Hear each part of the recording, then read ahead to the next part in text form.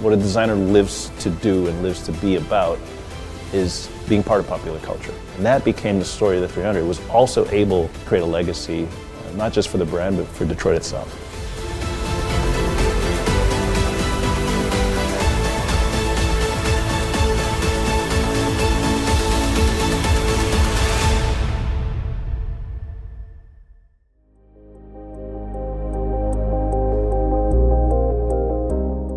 Hi, my name is Ralph Gilles. I'm Chief Design Officer for Stellantis.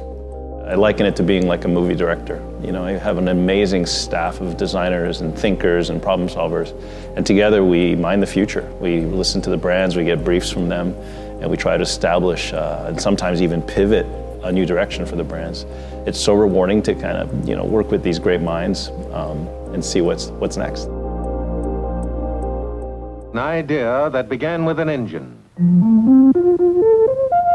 A 331 cubic inch Chrysler firepower V8 with more horsepower than any other production engine. Well, you have to think of Chrysler as a very clever company. They responded to the times, they adapted to what was going on in the market. So in the 50s, there was a lot of euphoria. It was good economic conditions, a lot of success. Americans were really growing into the suburbs. The highways were really starting to come into their own, and people loved travel, especially high-speed travel. At the same time, Chrysler, fresh from helping with the war efforts, had a lot of technical know-how when we're developing the V8, the famous firepower V8, today known as the Hemi, but an amazing machine at 300 horsepower, which was a lot of horsepower back then. In fact, one of the most powerful engines ever put in what would be considered a normal car. But it was anything but normal. The 300 was affectionately called the banker's muscle car. And a lot of the people running moonshine apparently used it because they had a big trunk and a powerful engine and would go like stink, so they became legendary. The 300 set a world-class record for the half-mile drag, crossing the line at 134 and 32 100ths miles per hour. My favorite part about the 300, it was so subtle. You just didn't realize what it was packing until it surprised you. From the very beginning, the Chrysler 300, because of that heroic engine that it had, the firepower Hemi, it needed a lot of cooling, which means the grills were somewhat oversized.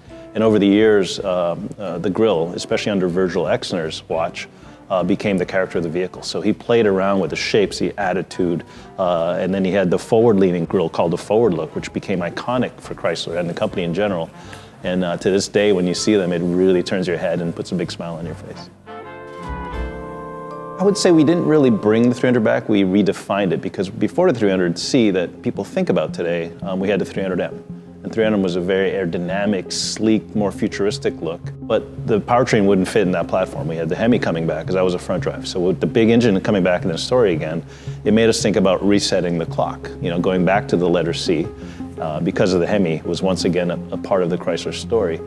So we designed the car around the engine, and it was really kind of set up by the proportions of the front end and then the presence of the vehicle. We were thinking of, if the original was called a banker's muscle car, then this thing should have an attitude. It should be a little sneaky. So trying to modernize this somewhat formal sedan into something both athletic and premium at the same time. We looked at the history of Chrysler and what it meant. Again, this balance of luxury and attainability. We wanted the vehicle to be very special, but actually understated at the same time. We actually didn't really know who the end customer was going to be. We just knew that it was a canvas. The 300's design was clean and simple, that we thought many people would see themselves in the car. And when we took it to clinics, it's exactly what happened. Everybody loved it, but for different reasons. Somehow it had a nostalgic effect. Others saw something very futuristic. But all of them saw Americana. And that to us was so important, that the Chrysler underscore the American story about automobile design. It changed my life, and it changed everybody's life that was associated to the vehicle in a good way. It means, risk-taking pays off, and also understanding culture pays off.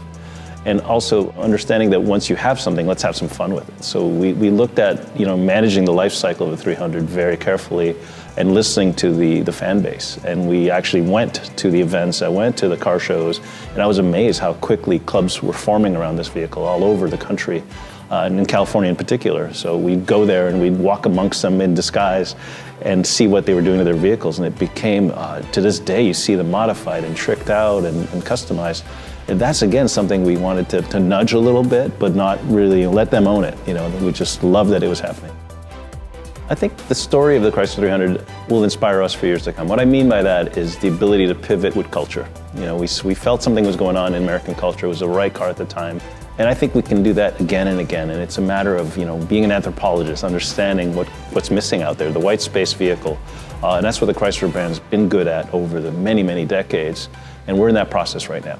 How can we take those learnings and take that excitement and harness that energy and love affair for the brand and go a new direction with it. My hope for the Chrysler brand in the future is to capitalize on this affection that people have for the brand. I hear it all the time. People are excited to see what we're going to do next. So that motivates us. We have many ideas, and we know the brand is synonymous with innovation, so that's exactly what we're up to.